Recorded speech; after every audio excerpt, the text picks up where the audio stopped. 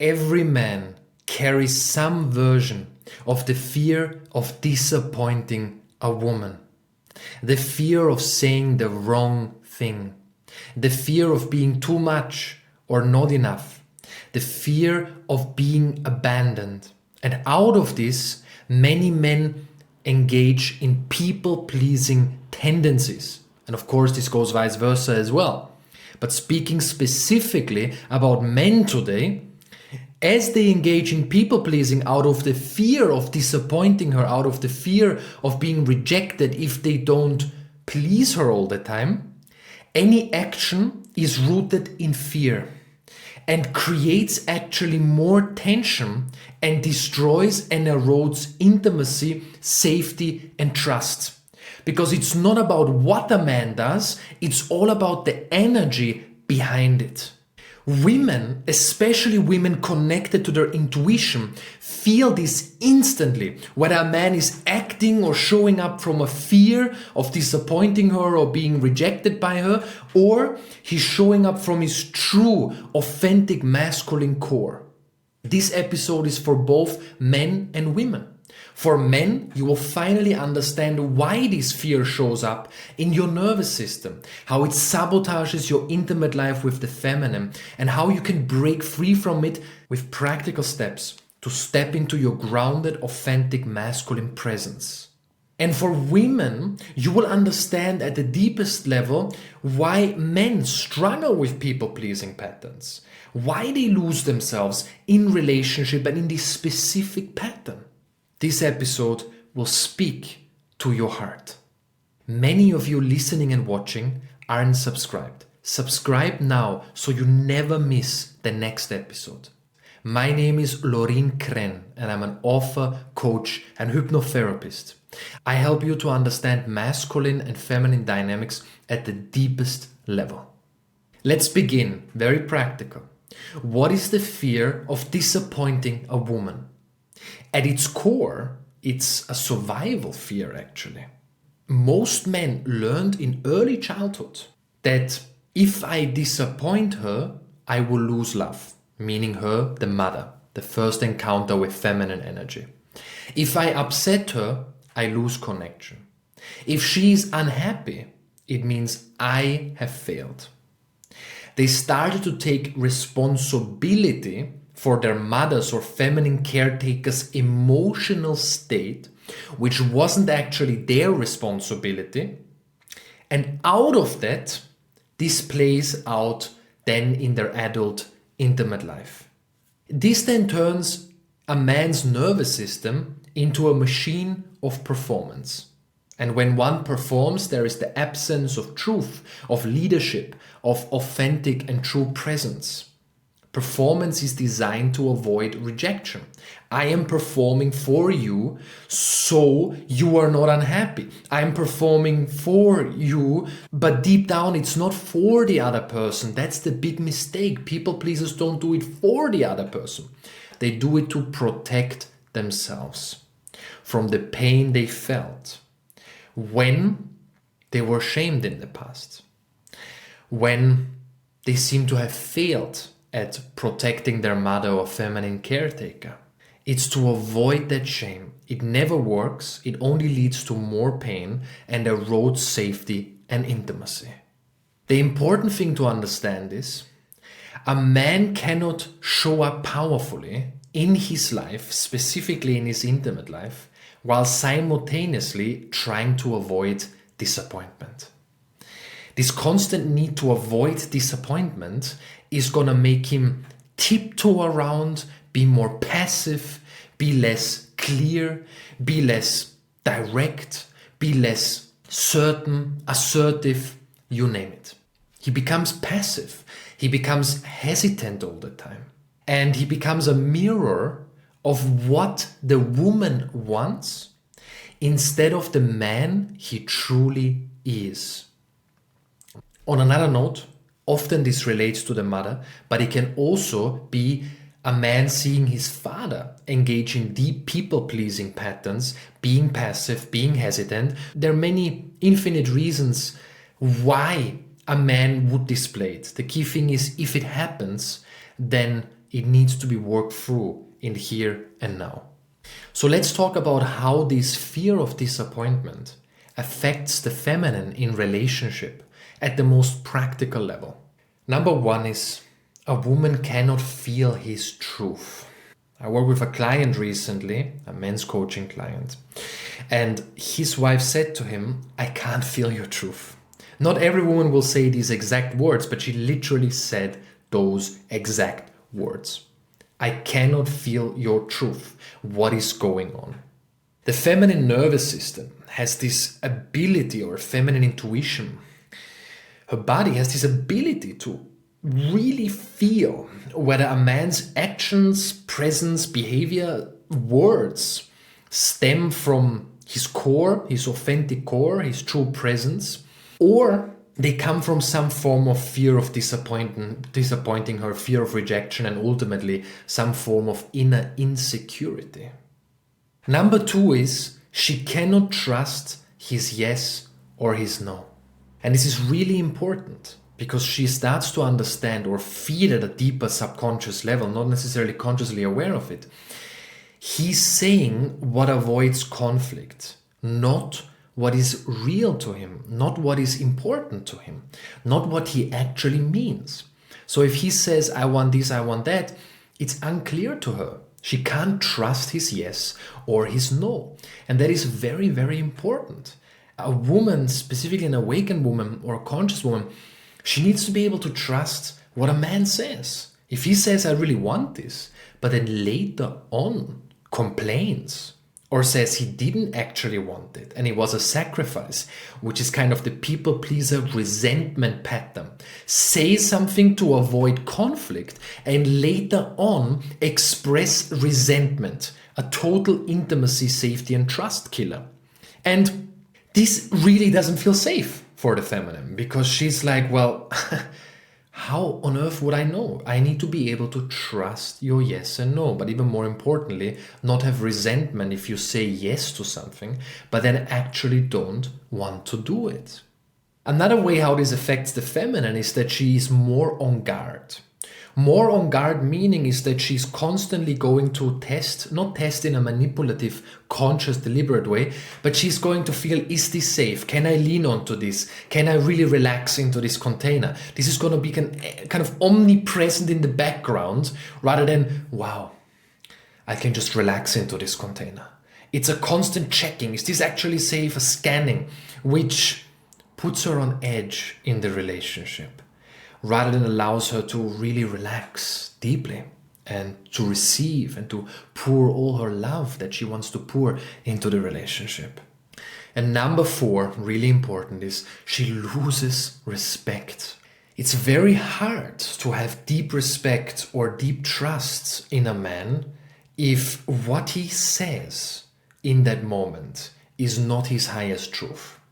Even though people pleasers aren't inherently lying, it still is felt as a lie and somewhat even as a betrayal at a subtle level, depending on the context, for the feminine heart, because it's just not the truth. So if you say, yes, I like to do that, and later express resentment towards her, then you as a woman are going to feel, he didn't tell me the truth, which is similar to a lie. Now, there's a difference between someone deliberately lying, but at the same time, withholding what someone truly wants, and resentment is a form of lying. It's just people-pleasing tendencies can be so deeply rooted. This was learned in childhood. No excuse, but certainly an explanation. Some people deliberately lie or manipulate. With these people, you can't be in a relationship. It's not possible. But in this case, the people-pleasing patterns can be so deep and so inherent that a man is not even aware that he's lying to avoid conflict. Fact of the matter is, wherever it comes from, it is signaled and received as a lie, and that totally destroys trust and respect and safety. The key thing to understand for every single man listening to this, and as a woman you will feel this in your heart, the feminine is more disappointed by a man who hides his truth than by a man who stands fully in it. Yes, it is true, a man who fully stands in his truth might rock the boat. There might be a moment of discomfort in that moment as he's fully standing in his power and truth. But even if there is a slight moment of discomfort, and of course it depends on the woman's level of awakening and level of consciousness, but we're talking about an awakened or conscious woman, she's able to receive a man's boundaries. I'm not talking about a woman who cannot receive a man's boundaries. They will make for a very dysfunctional relationship, or something has to shift, right? Because that's very painful for both. Now, that small moment of discomfort in setting a boundary actually creates deeper respect and trust. But a man who hides his truth, that can never create respect and trust. Just very briefly, why do men develop this fear? We already talked about the mother or father, where it could come from. I'm not going to go more into that. But one element to mention here as well is that men learn from very young that harmony is safer than truth. Quietness is safer than conflict. Compliance gets love and connection. Of course, not real love and connection, but back then it felt like the only form of love which was real back then. It's familiar, even though it is not real love at the highest level. And honesty gets punishment. Some men have even experienced, or many, when they truly spoke their truth, really shared their desires, it got them punished by a withdrawal of love. And that is incredibly painful. And a man carries this then in his nervous system unless he discharges or starts the process of discharging that energy out of his body. And he carries that energy still inside him and then brings that into relationship.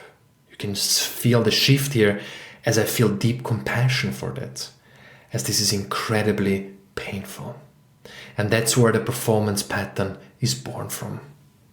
Now, let's go a little bit deeper into speaking to men specifically here. How does this show up in relationship to the feminine in your internal world? During people pleasing, what is happening actually in specific moments that create tension and unsafety? And as the feminine, you will feel this deeply. So we already talked about saying yes when you mean no. That's kind of obvious, right? But also over-explaining to try to keep the harmony. There is no clear I want this, but it becomes a word salad. You start over-explaining, which is completely diluting what you actually want, because you don't want to feel the discomfort of just saying, this is what I want, this is what I think, this is how I think it is best to do, should be, whatever. It doesn't mean you enforce it and dominate, but it means you can say with full decisiveness and assertiveness what you want, who you are, and where you want to go. And if you're then over-explaining, or it becomes a big word salad, then ultimately what happens is that she hasn't got a clue, and neither do you, what you truly want in that moment. And that level of lack of clarity is then what she is responding to. Another one is changing your opinion the moment she disagrees. This is a big one. She says, no, I don't agree. You say, yes, you're right. Yes, you're right. Yes, you're right. It's okay to realize that you were wrong. It's okay to realize that maybe her approach or her thoughts or her belief might be more conscious. It's fine. But it has to be a real and authentic realization you have in that moment, and not some bullshit you make up in that moment to keep the peace. If you change your opinion based on her reacting differently, then you are like a leaf blowing in the wind. But you are not meant to be a fucking leaf blowing in the wind. You are meant to be the mountain. You are meant to be the tree that is deeply fucking rooted into the earth. Stop acting like a leaf. Because that is what you do when you change your opinion, you change your values, you change your traits. You become a chameleon, so to speak. And chameleons are powerful. They can change and they can adapt, and it's powerful. But in this case, it's not. It's really not powerful. Another one is apologizing excessively. I'm sorry, I'm sorry, I'm sorry. And yes, we have to differentiate here. In British culture, for instance, people say sorry much more. It's part of the culture. It doesn't necessarily mean it's necessarily that. So I need to make that distinction specifically for British culture here. Now, unless you are British, and that's part of your culture, and you both engage in more sorries, and there's no wrong or right. It's just how culture is. I've got respect for that deeply. For every culture and every form of communication and why these things are important.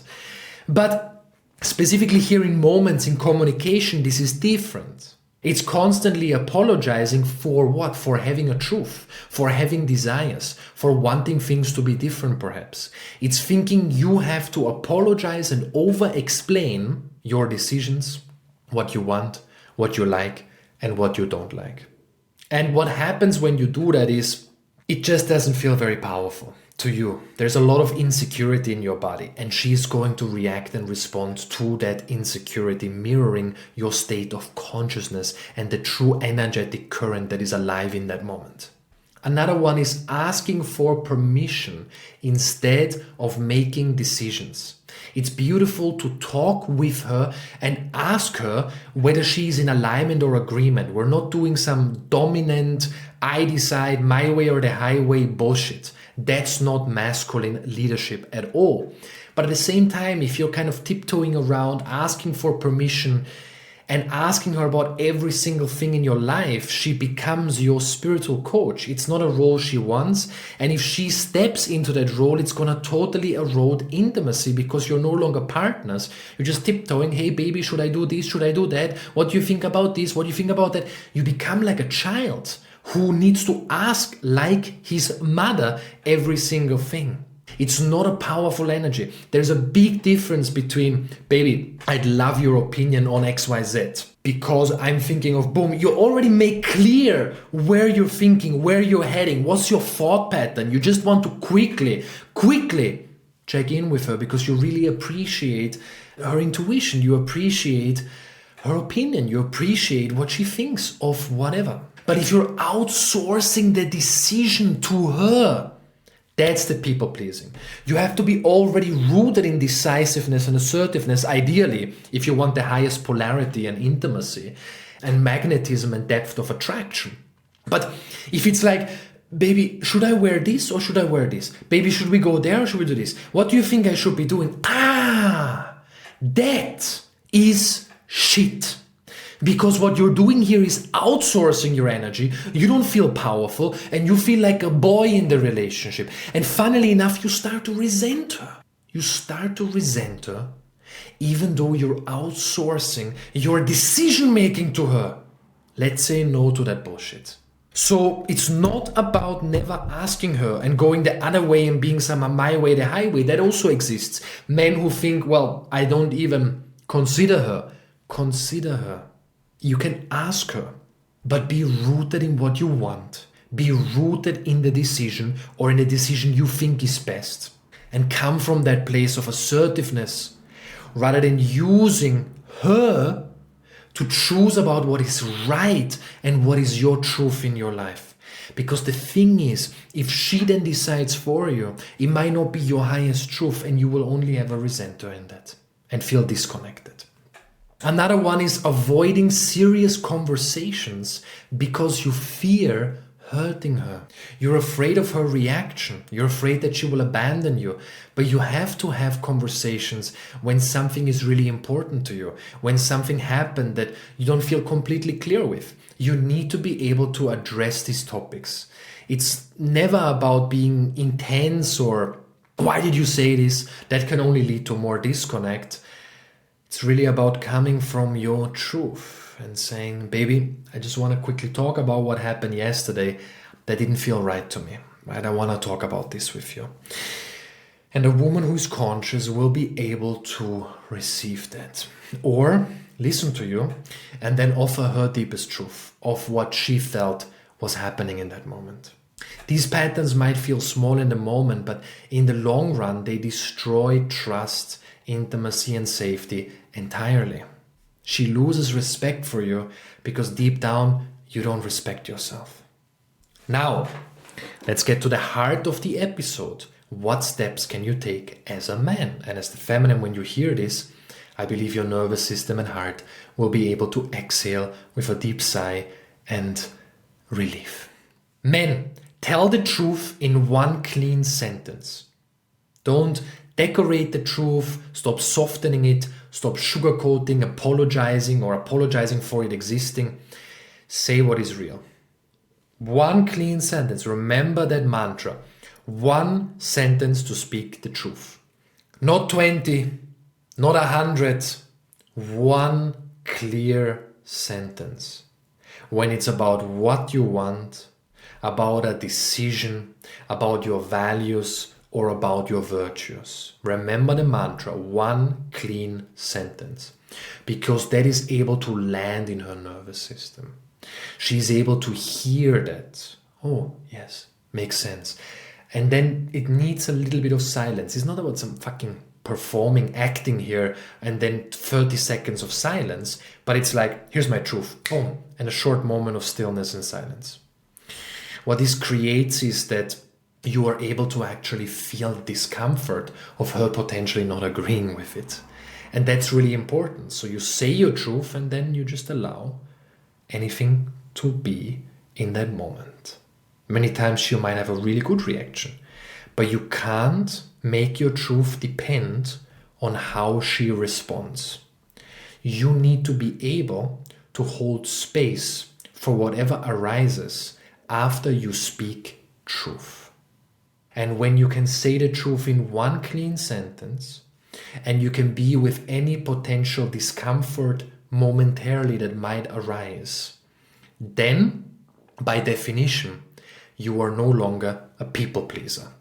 You are not responsible for her feeling disappointed or responding perhaps not in the way you intended her to respond to your truth or to expressing something important to your heart. But you are responsible for your own integrity, your own practice of speaking the truth and then holding the space. Another really important is make the decision and stand behind it. But don't start with big and massive decisions. Start with extremely small things. If you are constantly outsourcing decision making to her, and maybe she took on unconsciously the role of doing this for you, start small and build your masculine nervous system around owning and stepping fully into decision making. This could be very simple. About something you want to do in your life, about where you want to go. And even if she doesn't agree, that doesn't matter. It's your decisiveness. It's the difference between you saying, hey baby, what do you want to do at the weekend? To, baby, I want to take you out for a date night. I'm thinking of this restaurant at this time or in the evening. And I'd love for you and me to have a really nice date night, to connect, to not have our phones on, and to really have time for us. Feed into that difference. Then you can still ask, I'm thinking of this restaurant, I'm thinking of this place. How does that align with you? And she might say, well, I don't like this place, but I'd love a date night. Or many cases, you most likely know which place she might like or will like or likes. She will respond so positively to that. And that's how you start. Build that, build that, build that. One clear sentence, make the decision. If she disagrees, fine. You are in partnership. You honor that, you listen to her, but you don't outsource your decision making. Breathe through discomfort. This is extremely important. In those moments where you say something and she might disagree, disapprove, or your worst nightmare of that specific wounding comes into play, where you feel, oh, she might just be abandoning me, which in most cases won't be what's actually happening, but in some cases it genuinely might. But then it's a blessing, vice versa. It's a blessing if someone abandons you when you speak your highest truth, rooted and grounded in your heart. Now, breathing through discomfort is really important, because in those moments where there might be tension, deep breathing, full expansion of the lower belly, not short chest breathing, but really allowing the breath to go all the way into the lower body, into the lower belly. If you can breathe into the discomfort, it means you can hold space for the discomfort, and it means you are basically teaching your body and nervous system it is safe to speak my truth. It is safe to set a boundary. And no matter what the response is, I can hold the emotional field. And the last one, really important, celebrate the moments where you did not abandon yourself. Celebrate the moments where you chose truth over approval seeking. Write them down. Keep a little journal at the end of each day. This is enormously powerful because by celebrating them and feeling gratitude for these moments, you are strengthening the kind of energetic state of you standing securely in your fucking highest truth. Now, as you know, as you can sense, I'm very passionate about this topic. And when I'm very passionate about a topic, specifically as passionate about this here, it's because I've seen shifts that are really beyond what I thought are possible. Shifts from total lack of safety, a lot of pain, to incredible transformations in relationships where a man stepped out of that people pleasing and really started to rewire himself step by step and step. And for the feminine to start to fully open to him, to trust him again, it is entirely possible, because the difference is people pleasing is conditioned behavior. People pleasing, if we're merely talking about people pleasing, is never deliberate manipulation. So as a woman, if a man is open to this, is working through this, then you can find compassion as to where it comes from, because this is very different than a man lying to you, but it needs to shift. Also, what I've noticed important to mention is that many times when men have people-pleasing patterns, they often are in relationship with a woman who struggles also with strong boundaries, or with boundaries, masculine boundaries in general. Maybe there's a father wound and it feels like boundaries feel unsafe to her. This can kind of aggravate each other's challenges, specifically the people-pleasing patterns on the man's end. So this is very important to understand. The journey of working through people-pleasing patterns doesn't always just mean the man works through it and that's it. There might also be a big learning curve and growth opportunity for the feminine to actually be able to receive a man's truth fully. Thank you for listening or watching this episode. It's an honor to have you here. Many of you listening or watching aren't subscribed. Subscribe now to the show so you never miss the next episode.